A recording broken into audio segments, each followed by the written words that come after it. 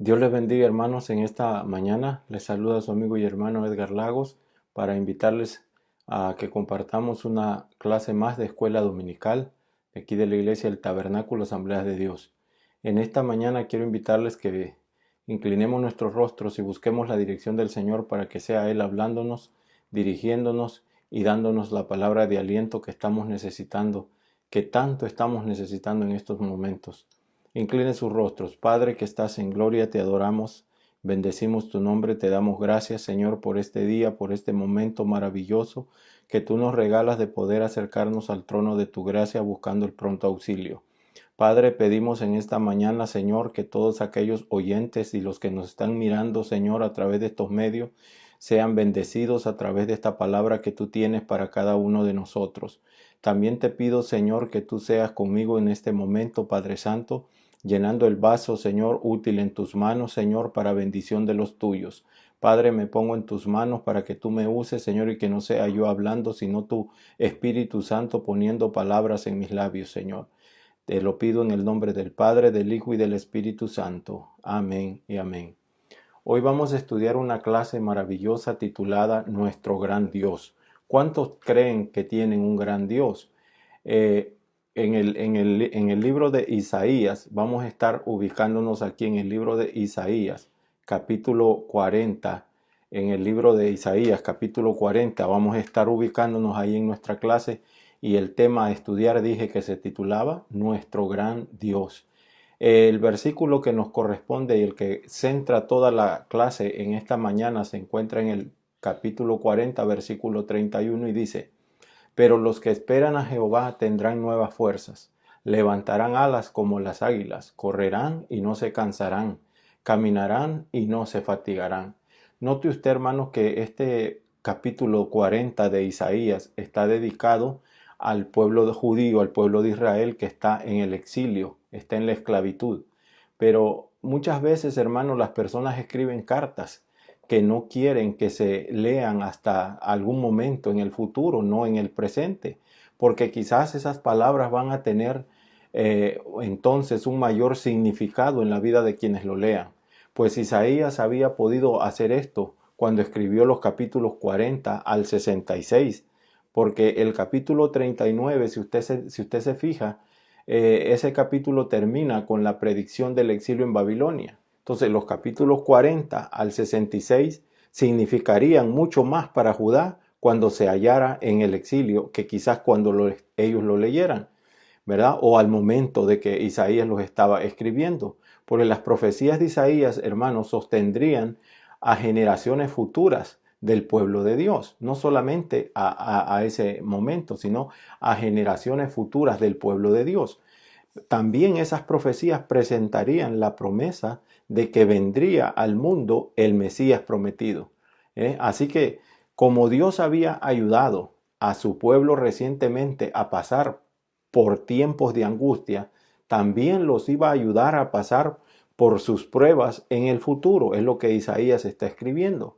Porque si usted nota, el pueblo de Dios, hermanos, tiene la gran bendición o tenemos la gran bendición a través de su palabra, lo conocemos, de que podemos confiar en el consuelo y en la fortaleza de Dios en todo momento de nuestra vida.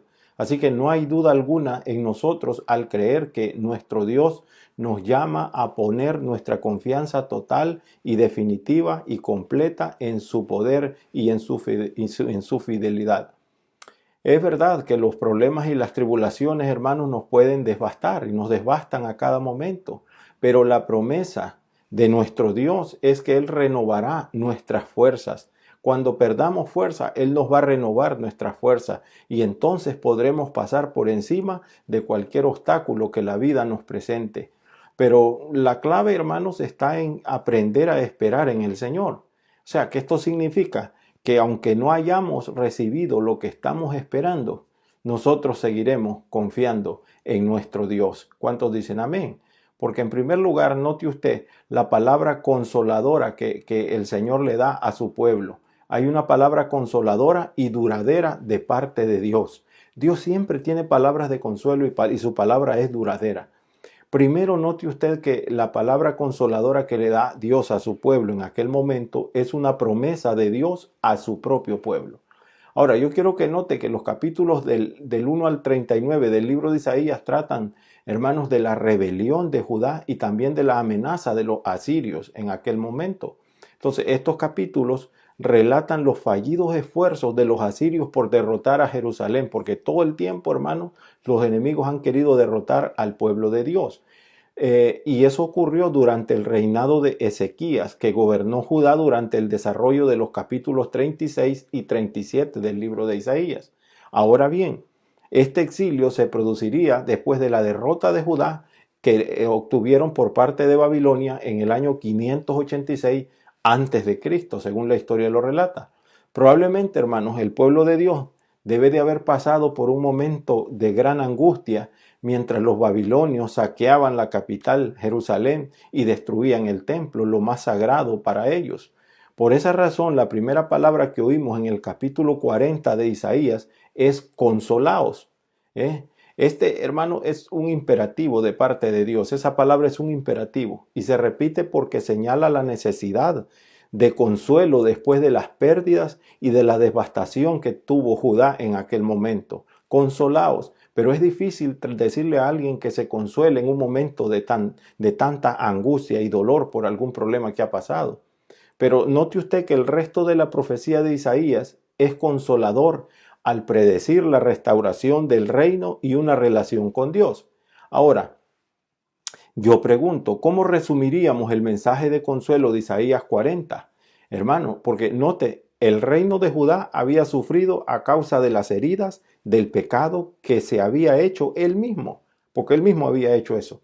A causa de él mismo y a causa del juicio de Dios por su rebelión, estaban sufriendo por esas causas. Entonces Isaías hace saber al pueblo que el juicio de Dios no durará para siempre, como siempre lo hemos dicho nosotros, que Dios nos dice a nosotros a través de su palabra que las pruebas y las angustias, los problemas y las tribulaciones no son eternas, son pasajeras. Y aquí Isaías le lo está diciendo, que no va a durar para siempre. O sea que su iniquidad será perdonada. Esa es la misericordia que Dios utiliza para su pueblo. Ahora, note usted las palabras en ese versículo, cuando dice, su tiempo es ya cumplido. Usted lo puede leer ahí en esos versículos 40, el capítulo 40 y del versículo 2 en adelante. Su tiempo es ya cumplido. O sea, esto parece referirse a los duros trabajos realizados por los judíos en las manos de los babilonios, porque eso era lo que sufrían, el castigo que ellos recibían. Trabajo arduo, duro, de parte de los babilonios, y eso fue durante 70 años de cautiverio. Ahora, hermano, yo le pregunto, ¿qué significan las palabras doble? Cuando dice la palabra doble, ha recibido de la mano de Jehová por todos sus pecados.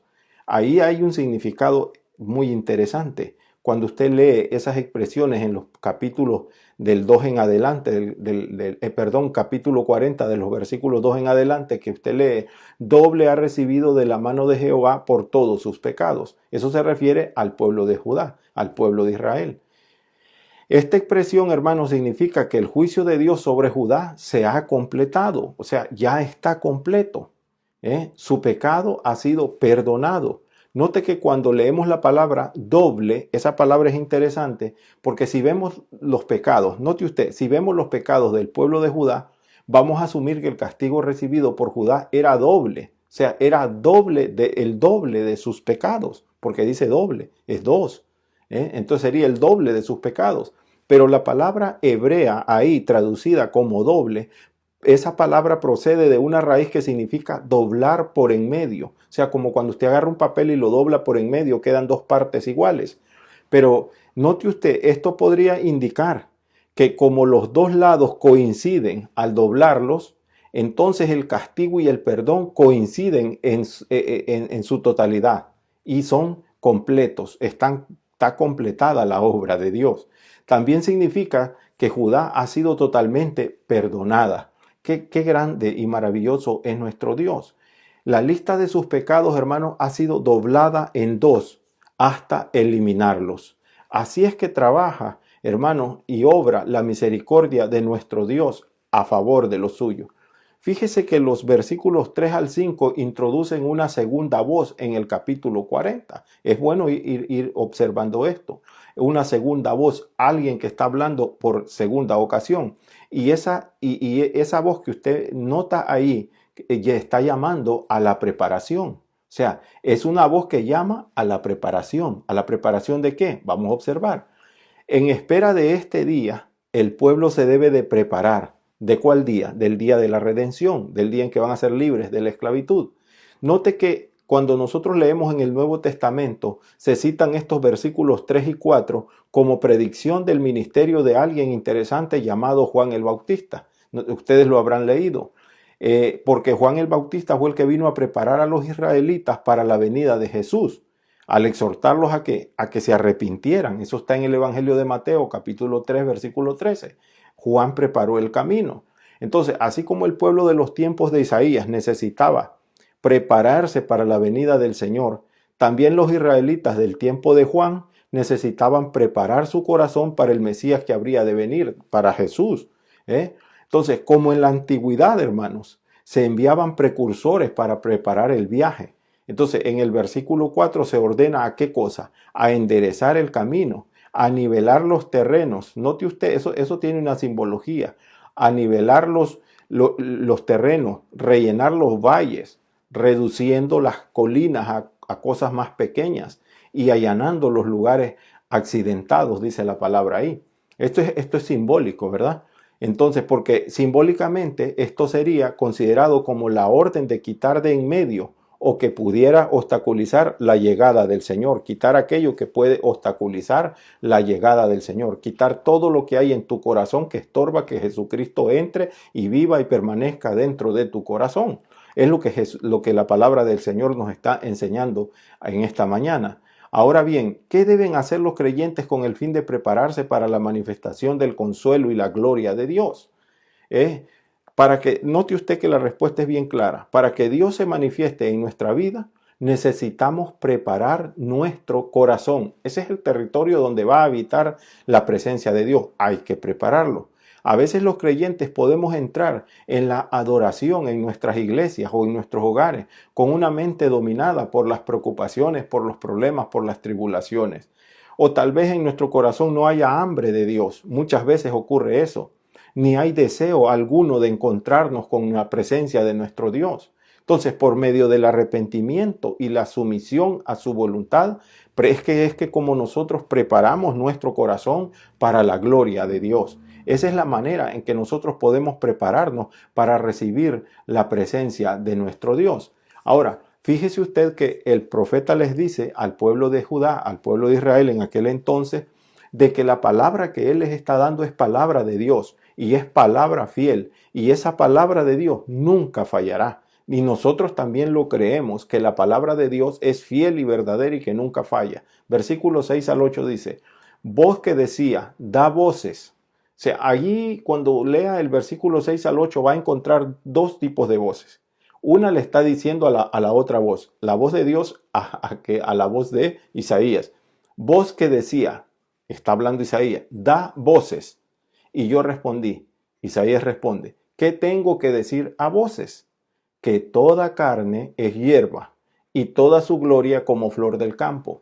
La hierba se seca y la flor se marchita, porque el viento de Jehová sopla en ella. Ciertamente como hierba es el pueblo, séquese la hierba, marchítase la flor, mas la palabra del Dios nuestro permanece para siempre. ¿Cuántos dicen amén? Gloria a Dios. Note que a la luz de la crisis causada por los asirios en aquel tiempo y del predicho exilio en Babilonia del pueblo de Judá, ¿cómo podría animar a Judá estas palabras de Isaías? Si usted las lee, quizás así de manera pasajera, no va a encontrar ningún consuelo en esas palabras, porque a simple vista no podemos ver dónde se encuentran las palabras de ánimo en ese versículo, porque con la perspectiva de vivir en el cautiverio bajo el dominio de los reyes extranjeros, Judá necesitaba saber si aquella opresión terminaría alguna vez. Ellos necesitaban saber, como muchos de nosotros necesitamos saber a veces cuándo se termina nuestro problema, nuestra tribulación, nuestra angustia, nuestra enfermedad. Necesitamos saber. Ahora, note que el liderazgo de un hombre llamado Sennacherib, que ese gobernaba en Siria, y más tarde el de Nabucodonosor en Babilonia, esos dos gobernantes juntos representaban ¿qué cosa? La gloria del ser humano. Esos dos representaban la gloria del ser humano. Y le digo esto para que vaya entendiendo dónde está el consuelo para el pueblo de Judá en ese versículo que acabamos de leer.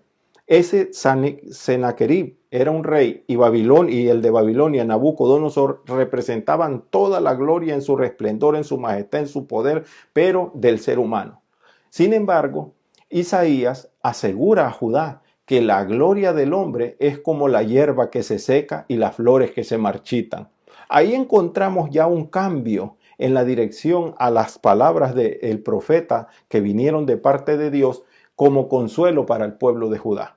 Le está diciendo que la gloria del hombre es como la hierba, es que se seca, no es permanente, se seca y las flores se marchitan. Asimismo es la gloria del hombre. En cambio, solo la palabra de Dios permanece eternamente. Lo que yo te estoy diciendo, dice Jehová, esto sí permanece, esto sí va a ser duradero. Lo tuyo, la gloria del hombre, el poder humano se termina. Ahora, en este momento, a la altura de esta explicación, ahora sí que nosotros le encontramos sentido a las palabras del Señor en los labios del profeta Isaías. Realmente, hermano, esas palabras estaban llenas de consuelo y de bendición. Por lo tanto, el pueblo de Dios puede confiar en el plan eterno de Dios, aunque los tiempos no parezcan reflejarlos muchas veces, porque realmente en muchas ocasiones vamos a ver el cielo todo nublado, pero Dios tiene el tiempo establecido para cuándo es que el sol va a resplandecer sobre nosotros. Eso es lo que el pueblo de Israel tenía que entender. Entonces, podemos asegurar con toda certeza de que Dios es fiel en sus promesas. Y lo decimos porque lo hemos vivido, que Dios es fiel en sus promesas. Gloria a Dios. Entonces, la palabra de Dios es digna de confianza. Es lo que quiero que usted entienda. Es digna de confianza y la palabra de Dios es la que eleva a los creyentes por encima de las luchas y de los retos que la vida nos presenta. Aun cuando el enemigo piensa, hermanos, que nos tiene cubiertos con tantos problemas y con tantas luchas, el Señor dice que Él puede levantar nuestra cabeza sobre nuestros propios enemigos. ¿Cuántos lo creen?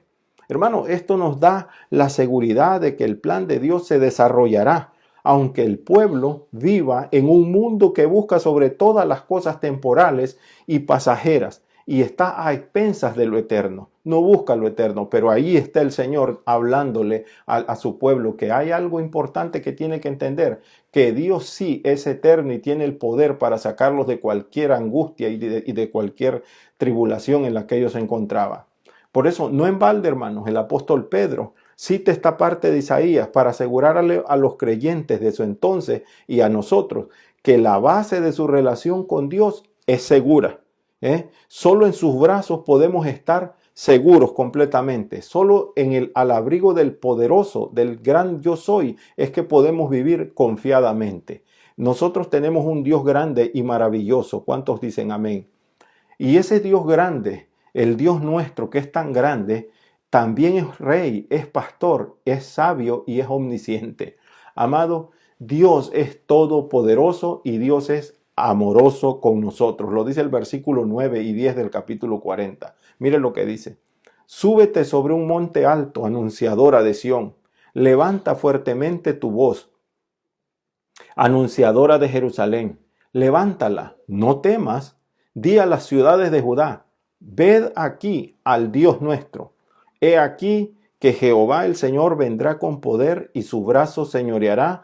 He aquí que su recompensa viene con él y su paga delante de su rostro. Esos versículos están llenos de autoridad, llenos de poder, llenos de sabiduría de parte de nuestro Dios. Entonces, aquí hay algo interesante. ¿Cuáles eran las buenas nuevas que se debían de difundir por las ciudades de Judá? El clamor de restauración tenía que salir de Jerusalén.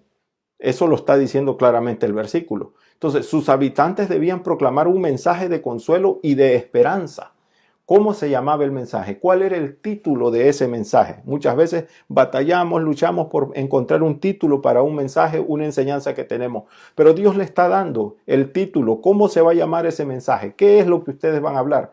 El título se llamaba Ved aquí, de mirar. Mira aquí al Dios nuestro. Ved aquí al Dios nuestro. Esa era una proclamación del amor y el perdón de Dios. Porque así como, hermano, así como él anunció el fin del exilio y la restauración del dominio de Dios sobre su pueblo, así mismo lo está haciendo ahora. Esa era una proclamación, le dije, una proclamación de amor, una proclamación de perdón de parte de Dios. Y también era una proclamación de su poder y de su tierno afecto para el pueblo de Israel. Esta era una buena noticia, hermano. Y esa buena noticia incluía el anuncio del fin de su cautiverio y también de la restauración del dominio de Dios sobre su pueblo. Gloria al Señor.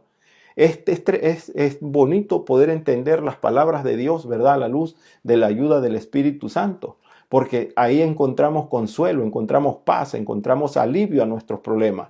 Ahora, ¿cómo se complementan entre sí las imágenes de Dios como gobernante victorioso y a su vez como pastor? Note que el lenguaje del versículo 10 que acabamos de leer ahí describe la ternura con la cual Dios guiará a su pueblo de vuelta al exilio. Él es el que lo va a guiar. Él se va a enfrentar a sus enemigos usando su poder y su grandeza. Pero dice que guiará a su tierra, al pueblo de Judá, con la misma ternura y bondad con que un pastor ayudará a sus ovejas. Qué lindo es Dios, ¿verdad? Que lo denota en una parte como un Dios fuerte, poderoso, pero también tierno y amoroso. Dice que, fíjese usted, la descripción que hace Isaías de la misericordia de Dios al restaurar a Israel, hermanos, esa es una imagen de la operación de su gracia y de su amor en nosotros. Es nada más que la gracia y el amor de Dios derramado sobre nosotros. Entonces, cuando nosotros nos apartamos de nuestros pecados y nos volvemos a Dios, entonces es cuando experimentamos su perdón y su tierno cuidado. Solo así es que podemos experimentar esas grandes, maravillosas misericordias de Dios. Hermano, es entonces cuando el gran pastor de pastores, cuando Jesús se convierte en nuestro buen pastor, cuando nos apartamos de todo lo malo y dejamos todo lo malo por un lado, el pecado, y nos volvemos a Dios, tenemos un buen pastor llamado Jesucristo, gloria al Señor. Entonces disfrutamos de su bondad, disfrutamos de su protección, hermano, y todo se nos vuelve en favor de Dios y de nosotros en nuestra vida. ¿Por qué? Porque hemos decidido que sea Dios quien guíe y gobierne nuestras vidas, porque nos hemos apartado del pecado. Esa es la manera en que podemos nosotros tener al Señor de nuestro lado. Ahora bien, hermano, fíjese bien que aquí en estos versículos hay algunas cosas muy claras que podemos nosotros definir. Número 1, hay una urgencia en la proclamación de ese mensaje, como la hay el día de hoy, la de proclamar el reino de los cielos, porque el día se ha acercado, la hora llega y tenemos que anunciar el evangelio, el reino de los cielos, a Jesucristo como su Salvador. Ahora bien, el anunciador debe moverse, dice, con cuidado, ahí en el versículo, para llevar a cabo su misión de proclamación. Y número 2, el proclamador, el anunciador, ha de proclamar el mensaje con fuerza, o sea, que tiene que gritar en voz alta, asegurándose de que todos oigan ese mensaje. Hermanos, tenemos que asegurarnos, porque la promesa de Dios es que cuando el evangelio se haya predicado por toda la tierra, es entonces cuando vendrá el fin, cuando no haya ni un rincón de la tierra que no haya recibido el mensaje. Por eso ahí le está diciendo al anunciador, al mensajero, que lo tiene que hacer con fuerza y que se asegure de que todos oigan ese mensaje. Número 3, el mensaje ha de ser proclamado, el mensaje que ha de ser proclamado es el de las buenas noticias, las buenas nuevas. Fíjese usted, qué lindo es que recibamos buenas noticias, no como hoy que estamos escuchando solo malas noticias. El mundo solo malas noticias nos da, pero Dios nos da buenas noticias, gloria al Señor, porque luego dice ahí, levántate, no temas. Es decir, el mensaje que nosotros proclamamos es el mismo mensaje que Isaías estaba predicando o anunciando en aquel tiempo, porque era un mensaje de restauración, el mensaje de perdón. Hoy nosotros estamos anunciando ese mensaje y Dios, al igual que a Isaías, nos está diciendo, háganlo sin miedo, no teman. Eso quiere decir que no hay por qué nosotros tener miedo a la oposición, porque siempre va a haber oposición. Pero el Señor está a cargo de eso, por eso no hay que tener miedo, no hay por qué avergonzarnos, porque el Señor lo hará.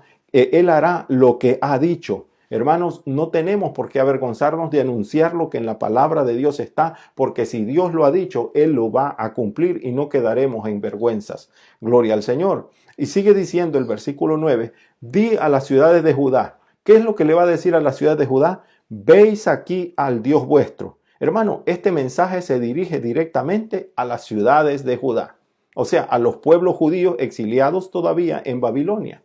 Y que habían estado ahí por casi 5 décadas y que se han sentido abandonados por Dios. Hermano, preguntándose ese pueblo que si algún día, note usted, ese pueblo se sintió abandonado por Dios. En muchas ocasiones nosotros nos podemos sentir abandonados por Dios. Por sentir tan largo el tiempo que hemos pasado en angustia, en tribulación, en problemas y sin ver la respuesta. Este pueblo, hermano, se había sentido abandonado por Dios y ellos se preguntaban si su abandono terminaría algún día. ¿Cuántas veces usted y yo nos hemos preguntado cuándo va a terminar esta angustia? ¿Cuándo va a terminar esta pobreza? ¿Cuándo va a terminar esta enfermedad? Y a veces nos complica la vida el ponernos a pensar porque no le encontramos una respuesta.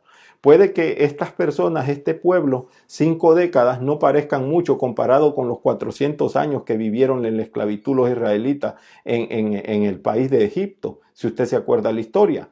Pero hermano, 5 décadas es toda una vida, son 50 años, es una vida completa. Entonces, ¿cómo puede ser peor que pasar toda una vida en servidumbre sin ver el fin de aquello? Pero el mensaje es, veis aquí al Dios vuestro. Este mensaje quiere decir, hermanos, algo muy precioso, muy interesante, porque Dios le está diciendo, el profeta está dando el mensaje, que quiere decir que Dios ha vuelto, que Dios está con ellos una vez más, que su castigo y su servidumbre han terminado. Hoy el Señor nos está hablando a través de este mensaje, hermano, a través de esta clase, y nos está diciendo que Él ha regresado, que Él está con nosotros, que Él vino para ponerle fin a esa angustia, a esa tribulación, a ese problema por el cual nosotros estamos pasando. Dios le está diciendo al pueblo ahí que Él hará posible su regreso a Jerusalén para que reconstruyan su ciudad y vuelvan a construir el templo que tanto anhelaban para adorar la presencia de Dios. Hermano, ellos podían estar seguros de que el Señor venía y que venía con fuerza y que regiría con poder. Hermanos, podemos estar seguros nosotros de que nuestro Dios es justo por lo que hemos leído en estos versículos. Nuestro Dios es justo, aleluya. Él actúa con justicia en nuestras vidas. El versículo 10 lo dice, he aquí que su pago viene con él y su obra delante de su rostro. Estas frases, yo quiero que note algo importante acá, porque no solamente es leer la Biblia, hay que analizarla y entenderla a la luz del Espíritu Santo. Note que estas dos frases enfatizan un pago justo, ¿ves? Entonces, si los exiliados han de recibir la recompensa, su pago, ¿cuál va a ser? La libertad para regresar a Jerusalén. Ahora, si es Dios el que va a recibir la recompensa, su pago serán los exiliados, su pueblo, sus hijos, aleluya. Entonces, una vez estaban perdidos, amado, escuche esto, una vez este pueblo estaba perdido, pero ahora han sido encontrados y nada menos que por nuestro gran Dios, aleluya, han sido encontrados. Hermano, esa es una gran recompensa. Y luego dice el versículo 11, que como pastor apacentará su rebaño. Hermano, Dios nos puede ir, Él fue el que nos buscó desde el principio, Él fue el que nos amó primero. Hermano, en medio de la circunstancia peor en la que nos podamos encontrar, Dios viene al rescate y estoy seguro de lo que estoy diciendo, porque nadie se puede comparar, ninguna persona se puede comparar con el gran amor que Dios tiene para su pueblo, gloria a Dios, para los que decidimos vivir bajo su presencia. Él dice que viene para apacentar su rebaño, el pastor que apacienta su rebaño. Entonces, Cada una de las partes de este versículo, hermano, enfatizan el cuidado cariñoso de Dios por su pueblo. Como un pastor alimenta a sus ovejas, así Dios lo hará con su pueblo. Y lo hará descansar, como dice el salmista, en lugares de delicados pastos. Amado, gloria al Señor. Y dice que junto a aguas de reposo lo va a pastorear. No es en cualquier lugar donde los va a poner. No es en cualquier lugar donde vamos a habitar. Él busca el lugar especial donde nos va a cuidar, gloria al Señor. Y continúa diciendo el versículo 11. En su brazo cogerá los corderos y en su seno los llevará. Hermanos, gloria al Señor. En su brazo agarrará los corderos, los corderitos, ¿verdad? Los más chicos. Bendito sea el nombre de Dios. Y en su brazo los llevará. Si nosotros comparamos el uso de la palabra brazo, ahí, cuando la leemos en el versículo 10, donde dice que su brazo enseñoreará, ¿se acuerdan? El versículo que leímos. Y luego dice aquí que en su brazo cogerá los corderos. Entonces, el brazo fuerte, capaz de golpear, de derribar fortaleza con una espada, también es capaz de mostrar cariño y compasión, aleluya. Por eso la Biblia dice que nuestro Dios es amor, pero que también es fuego consumidor. Aquí notamos las dos versiones, ¿eh? Por un lado, el brazo de Jehová es fuerte para señorear, para golpear, para destruir a sus enemigos, pero también es compasivo para tratar con cariño y con dulzura y con suavidad a los suyos, a los débiles. Gloria al Señor. Qué interesante es esto, ¿verdad? Note usted entonces que cuando el rebaño se mueve y cuando estamos hablando de estos corderitos, hermanos, estamos hablando que son esos corderitos pequeños como los niños que no pueden caminar rápidamente grandes distancias. Y cuando el rebaño se mueve rápido, sus patas son tan pequeñas que se cansan. Entonces, si nadie les ayuda a esos corderos, se van a perder. Pero el pastor no permite que eso ocurra, gloria a Dios. Nuestro pastor no permite que eso ocurra.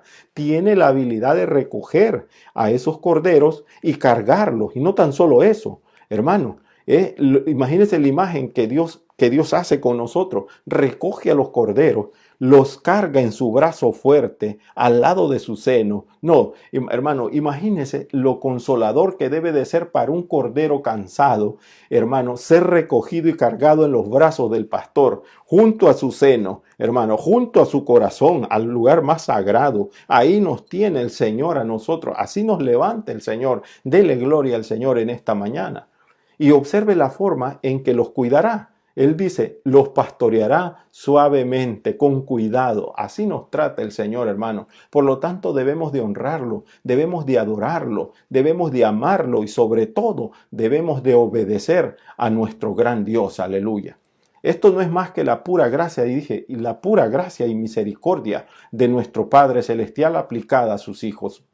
Entonces, si nosotros miramos quiénes son sus hijos, quiénes somos sus hijos, somos su pueblo. Y entonces, así como cuidó a los israelitas en su momento, de igual manera, hermano, cuida de nosotros con ternura y con gran amor en medio de tanta dificultad. Yo no sé cuántos podrán decir gloria a Dios en esta mañana, porque Dios ha sido con nosotros en todo momento, en medio de cualquier adversidad. Dios nunca se ha apartado de nosotros. Pero Dios actúa con poder, pero Dios actúa también con sabiduría y con todo conocimiento. Dios tiene toda sabiduría y tiene todo conocimiento. Versículo 15 al 17 dice, he aquí que las naciones le son como la gota de agua que cae del cubo y como menudo polvo en las balanzas le son estimadas. He aquí que hace desaparecer las islas como polvo, como nada. Como nada son todas las naciones delante de él, y en su comparación serán estimadas en menos que nada, y que lo que no es. Hermano, los versículos anteriores al 15, que estamos leyendo ahí, o sea, me refiero 14, 13 y 12, nos muestran que en un día futuro, en el cual los israelitas no tendrán ni tierra ni templo, ellos van a necesitar creer que su pueblo se levantaría de nuevo en medio de las cenizas de la historia. Necesitaban creer, pero según Isaías, esto se produciría gracias a los dos atributos de Dios. Fíjese usted, el profeta los identifica diciendo una serie de preguntas, versículos 12 al 14 lo demuestra, porque el versículo 12 trata de la omnipotencia de Dios, del poder infinito de Dios, ¿ves? Él creó, dice, la tierra sin ayuda de nadie y estableció las dimensiones del mundo. Entonces, si pudo hacer estas cosas que tanto asombro inspiran a la humanidad, entonces su pueblo puede estar seguro de que Él también lo puede restaurar y sacarlo de la esclavitud. Entonces, los versículos 13 y 14, antes del 15, revelan la omnisciencia, la sabiduría de Dios, lo cual significa que es infinitamente sabio y que lo sabe todo. Nuestro Dios lo sabe todo. O sea, su poder para crear un universo tan complejo, tan maravilloso y tan ordenado, sin consultar a nadie, hermanos, eso revela su infinita sabiduría. Entonces, el pueblo podía estar seguro de que su Dios, incomparablemente fuerte, lo restauraría. Dios es fuerte tanto en poder, hermano, como en sabiduría. Entonces, Él es mayor que su creación. Así como el pueblo de Dios de los tiempos de Isaías podía poner su confianza en Él a través de estas palabras, los que hoy creemos en Cristo lo podemos llamar Padre y confiar en que Él va a satisfacer todas nuestras necesidades diarias. Entonces, los creyentes podemos apoyarnos en la bondad y en la fortaleza de Dios todos los días de nuestra vida. Porque note usted, el versículo 13 comienza con unas preguntas. ¿Quién enseñó al Espíritu de Jehová o lo aconsejó para ser avisado? Él pregunta ahí, ¿quién lo enseñó? No hubo ser humano que pudiera hacer eso. ¿Quién le enseñó el camino del juicio? ¿O le enseñó ciencia? ¿O le mostró la senda de la prudencia al Espíritu de Dios? Entonces, otro aspecto de Dios que debemos de admirar, hermanos, es su gran sabiduría. Podemos admirar su poder, pero también podemos admirar su gran sabiduría. Él tiene la inteligencia para saber cuánto polvo hay en toda la tierra y qué tan pesadas son las colinas y las montañas que hay en la tierra. Pero más que eso, Dios tiene la sabiduría para utilizar ese conocimiento. Hermanos, Dios es tan sabio que solo no hay nada que se pueda comparar al poder y a la sabiduría de nuestro Dios. Él ha enseñado, dice, al Espíritu de Jehová. Nadie le aconsejó o le enseñó al Espíritu, fue Dios. ¿Quién enseñó al Espíritu de Jehová? En una versión que nosotros conocemos como la Septuaginta, que esa es una traducción griega del hebreo del Antiguo Testamento usada en los días de Jesús y de los discípulos, ahí, hermano, estas expresiones se traducen. ¿Quién ha conocido la mente de Jehová? Es decir, cuando usted lea la Septuaginta, que es un libro como la Biblia, pero es una traducción del Antiguo Testamento hebreo al idioma hebreo, ahí usted lo va a leer de esa manera. ¿Quién ha conocido la mente de Jehová? Entonces, este es el versículo que el apóstol Pablo cita en Romanos 11:34, si usted lo ha leído. Que Dios no necesita ningún consejo, ninguna instrucción, ningún maestro, ni que nadie le muestre la senda de la prudencia. No lo necesita, dice Pablo. Note que la grandeza del Señor sobrepasa a todas las naciones, el versículo que estamos leyendo, sobrepasa a todas las naciones. Dice el texto que las naciones le son como gotas de agua que cae del cubo y como menudo polvo en las balanzas le son estimadas. Qué gran poder el que tiene nuestro Dios, aleluya. ¿Cómo puede el hombre sentirse tan poderoso si no mira el poder de su creador, de Dios? Bueno, cuando no lo reconocen, ¿verdad? Gloria a Dios. Esto quiere decir que la gloria de una nación poderosa es algo que podemos admirar, porque pensamos en su gran poder militar. Cuando nosotros observamos estos países como Estados Unidos, como las naciones europeas, que son poderosas en armamento nuclear, nosotros pensamos en un gran poder militar con toda la fuerza de la nación para ser mostrada ante el mundo. Pero si nosotros comparamos ese poder con el poder de Dios, eso no es nada. Porque la gloria más grande de la nación más grande de la historia no es sino como la gota de agua que cae del cubo, lo está diciendo el Señor. No se crean tan grandes, dice Dios. Entonces, eso es comparado con la grandeza y la gloria de Dios. Dice que son como nada, todas las naciones delante de Él, como nada, como que no existieran.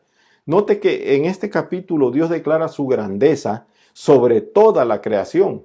Su grandeza sobre toda la creación. Pero algo interesante que debemos de notar también, que Él nunca dice que la creación es como nada delante de Él. Nunca lo dice. Pero las naciones tienen una arrogancia y es esa arrogancia y ese orgullo en contra de Dios el que las pone debajo de la creación misma. Es por eso.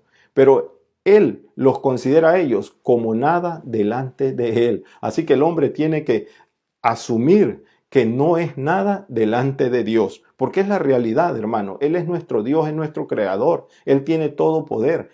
Dice que no hemos sido consumidos por la misericordia de Dios. Fíjese usted, en tercer lugar, el reinado supremo de Dios. Dios es más grande que todas las naciones. Capítulo 40, versículos 23 y 24. Él convierte en nada a los poderosos y a los que gobiernan la tierra hace como cosa vana, como si nunca hubieran sido plantados, como si nunca hubieran sido sembrados, como si nunca su tronco hubiera tenido raíz en la tierra. Tan pronto como sopla en ellos se secan y el torbellino los lleva como hojarasca. Hermano, en esta parte de la historia la voz que habla es de parte de Dios, directamente de Dios. Hace 4 preguntas retóricas para recordarle a los exiliados que ya conocen a Jehová, que han sabido de Jehová a través de las escrituras, a través de sus profetas y de su historia. Es que el problema es que este pueblo conoce muy bien y ha conocido su historia, ha conocido a Dios, a sus profetas, y Dios se lo está recordando. En estas preguntas le recuerda a los exiliados de lo que se les ha dicho desde el principio, desde que la tierra se fundó. Desde el momento en que la escritura dice, en el principio creó Dios los cielos y la tierra, desde ahí le está recordando. Ellos saben que Dios dijo, sea la luz, y hubo la luz. Nosotros lo sabemos también, y estoy hablándole a un pueblo cristiano. Es decir, que ellos entienden el poder de la palabra creadora de Dios. En otras palabras, si ellos saben la historia y son capaces de recitar los pasos de la creación como muchos hoy en día lo hacen. Se sabe en Génesis también. Saben que Dios creó la vida humana. El último día de la creación fue cuando Dios creó la vida humana. Y saben que Dios dijo, y vio Dios todo lo que había hecho, y he aquí que era bueno en gran manera. Hermanos, todo eso sabía el pueblo de Judá. Todo eso sabía. Que todo lo que Dios había creado era bueno en gran manera. Ellos sabían y saben del pecado y sus comienzos en el jardín del Edén. Ellos saben y conocen el lugar que el pecado ocupa en sus propias vidas. Entonces, los israelitas, hermanos, saben la llamada de Dios que le hizo a Abraham, a su patriarca, y del pacto que Dios hizo con este hombre. Ellos tienen conocimiento del nacimiento de Israel en Egipto, de los 400 años de servidumbre que los descendientes de Jacob tuvieron que soportar en Egipto. Todo eso lo saben. También saben de Moisés, de cómo Dios lo usó para liberar a su pueblo de la esclavitud. Saben de cómo los israelitas pecaron en el desierto y fueron forzados a soportar, hermanos, 40 años errantes por el desierto. Ellos saben cómo Dios guió a ese pueblo por el desierto con una columna de humo durante el día y con una columna de fuego durante la noche. Hermano, saben que Dios los alimentó con maná del cielo y con agua de una roca. ¿Cuántas cosas no sabemos o no sabe el mundo de parte de Dios y aún así no pueden creer en la grandeza y en el poder y la sabiduría de nuestro Dios, en la misericordia que Dios le está ofreciendo al mundo y se rehúsan a recibirlo y lo rechazan cada día? Asimismo, el pueblo de Israel tenía conocimiento de todas esas cosas. Ellos sabían que Dios permitió a Israel a entrar a la tierra prometida y establecer allí en esa tierra una nación. Muy bien que lo sabían. También sabían los israelitas que el pueblo que entró a la tierra prometida no se sintió satisfecho porque no tenían ningún rey humano como las otras naciones. ¿Se acuerdan de esa historia? Ellos no tenían rey, no se sintieron contentos porque las demás naciones tenían rey. Entonces rechazaron la realeza de Dios y exigieron rey humano. Y ellos sabían que sus reyes humanos los mataban y que esos reyes fallaban a cada paso. Pero este remanente sabe, hermanos, que Israel rechazó los consejos de los profetas de Dios, que prefirieron confiar en alianzas entre naciones sin Dios en vez de confiar en Jehová su Dios. ¿Ves? Y ellos saben que eso resultó en la destrucción de Jerusalén y en la esclavitud de sus habitantes. Entonces, la esclavitud de estos exiliados a quienes ahora se dirige Isaías, fíjese usted, lo saben. Claro que sí, ellos lo saben. ¿Lo han oído? Sí, lo han oído. ¿Se les ha dicho desde el principio? Claro que se les ha dicho desde el principio. ¿Lo han entendido desde la fundación de la tierra? Sí, claro que sí lo han entendido. Porque si usted lee el Éxodo, si usted lee los 5 primeros libros de la Biblia, ahí cómo son las ordenanzas, cómo se les iban enseñando de generación en generación. Este remanente de Judá conocía todas esas cosas. Claro que sí las conocía, porque es su propia historia. ¿Cómo no lo van a saber? ¿Cómo no van a conocer? Pero necesitaban que alguien se los recordara. Necesitaban recordar que Dios ha sido poderoso y fiel de principio a fin con su pueblo, gloria a su nombre. Necesitaban recordar que Israel ha sufrido antes y que ese sufrimiento, hermano, no fue su fin, porque Dios los liberó, Él los redimió, los guió de nuevo. Ellos necesitan, hermano, recordar todas estas cosas, porque Dios está a punto de hacerlo otra vez con ellos también. Está a punto de volver a hacer lo que hizo con los que estaban esclavizados en Egipto. Gloria al Señor. Por lo tanto, necesitan recordar esas cositas. Hay veces que nosotros, hermanos, conocemos muchas cosas de la palabra de Dios, pero a veces necesitamos recordar ciertas cosas sencillas para acordarnos, aleluya, para que nos demos cuenta de que Dios aún no ha terminado con nuestras vidas. Gloria a Dios. Ellos necesitaban recordar todas esas cosas. Dios está a punto de hacerlo otra vez. Pero puede parecer que sus vidas no tienen esperanza, hermanos, si nosotros miramos y nos ponemos en el lugar de ellos. Pero eso no es el caso para nada. Si los exiliados dependieran de sus propias fuerzas, serían esclavos para siempre.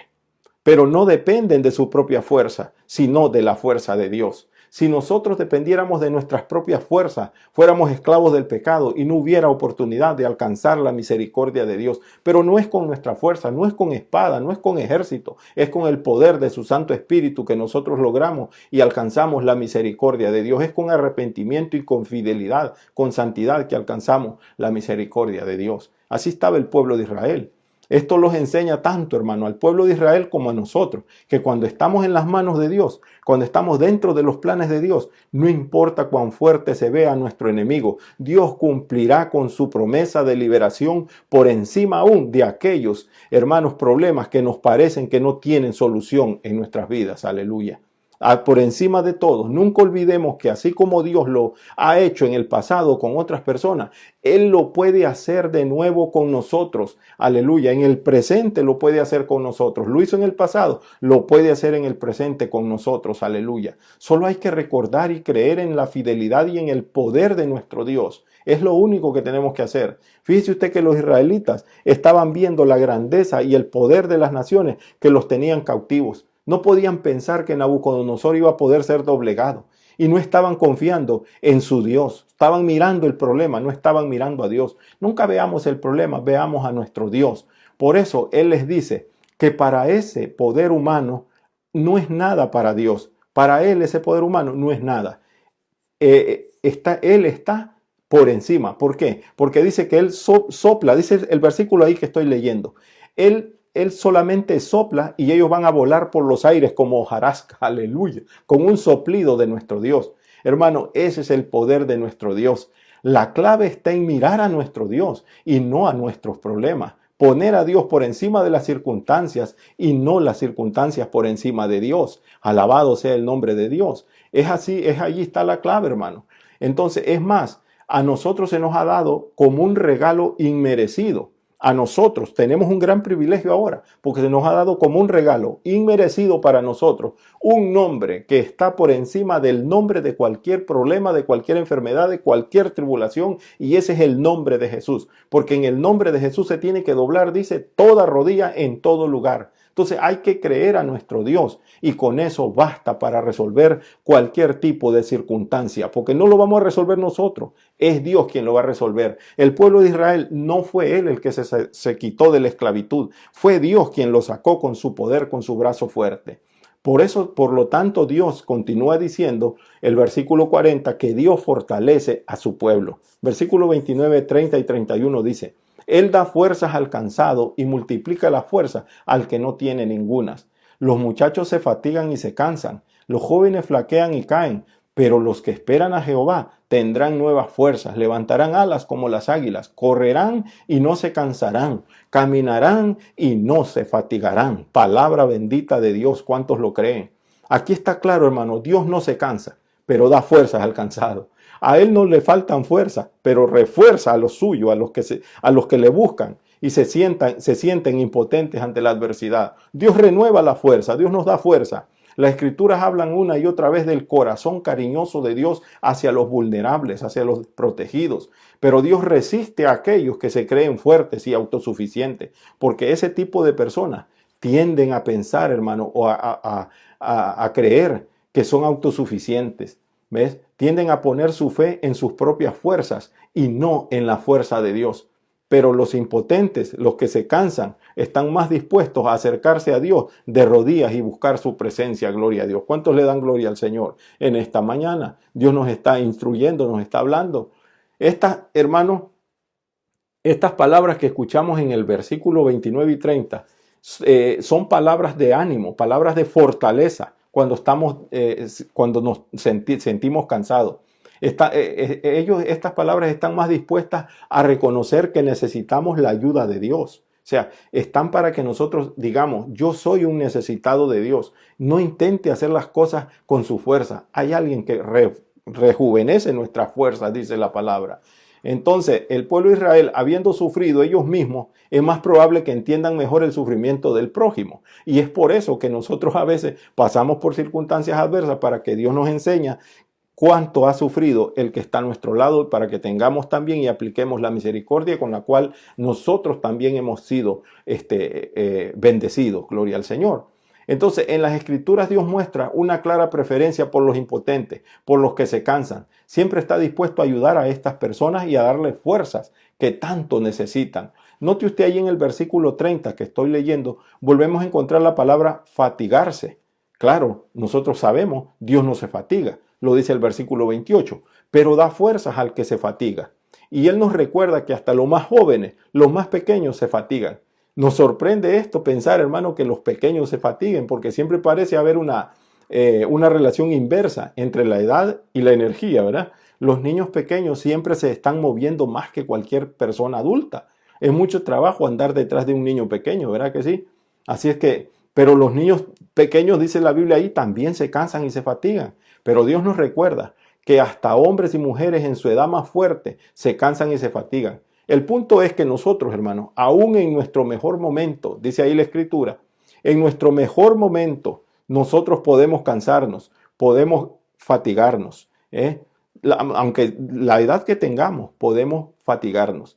Entonces, el profeta dice, note usted, nos lo quiere recordar antes de decirnos cómo podemos renovar nuestras fuerzas. Él nos dice que los que dependen de sus propias fuerzas tienen recursos limitados, tienen límite. Los que deciden utilizar su propia fuerza, sus recursos son limitados.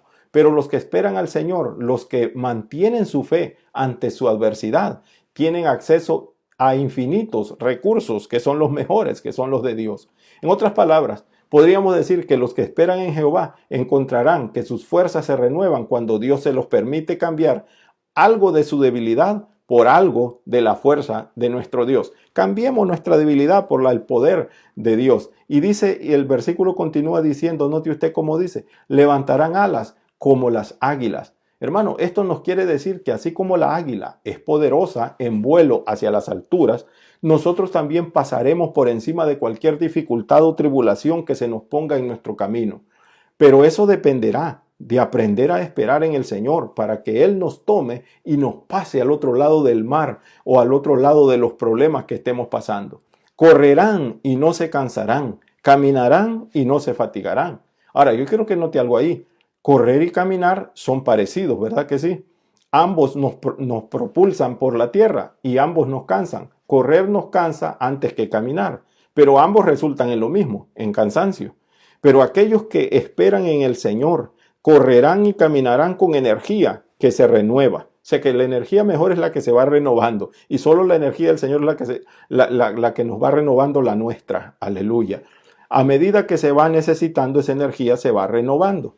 Entonces, aquellos que esperan en el Señor son los que pueden utilizar ese tipo de energía. El Señor nos hará posible ir más lejos de donde nuestra energía natural nos permita llegar. Eso es lo más interesante. Hermanos, Dios quiere que aprendamos a reconocer que Él nos ama y nos quiere consolar. Por lo tanto, lo debemos reconocer como nuestro fuerte Dios, como la fuente de fortaleza y como nuestro Dios grande y poderoso, y encomendar nuestra vida a su cuidado y a su voluntad. Debemos aprender a esperar en Él. Esa es la clave. Podemos mirar a Dios con la expectativa de que Él cumplirá su promesa de renovar nuestras fuerzas. ¿Cuántos reciben esa palabra? Gloria al Señor. Quiero concluir con estas palabras. Si queremos renovar nuestras fuerzas en medio de los desafíos de la vida, necesitamos profundizar nuestra relación con Dios. Esperar en el Señor es la palabra a la luz de esta relación. Amigo que me escuchen esta mañana, Dios hoy mismo te está haciendo un maravilloso ofrecimiento de restauración por medio de su poder, por medio de su fortaleza, por medio de su sabiduría ilimitada. ¿Quieres que el poder de Dios opere en tu vida hoy? Acepta a su Hijo Jesucristo y serás parte de ese remanente escogido de Dios y podrás gozar del cuidado y de la protección de Dios en tu vida. En esta mañana voy a pedirles que inclinen sus rostros y vamos a adorar al Señor, a darle gracias. Padre, gracias te damos en esta mañana por esta clase que tú nos has traído, Señor. Gracias por decirnos que tú vienes a estar con nosotros, a consolarnos, a fortalecernos.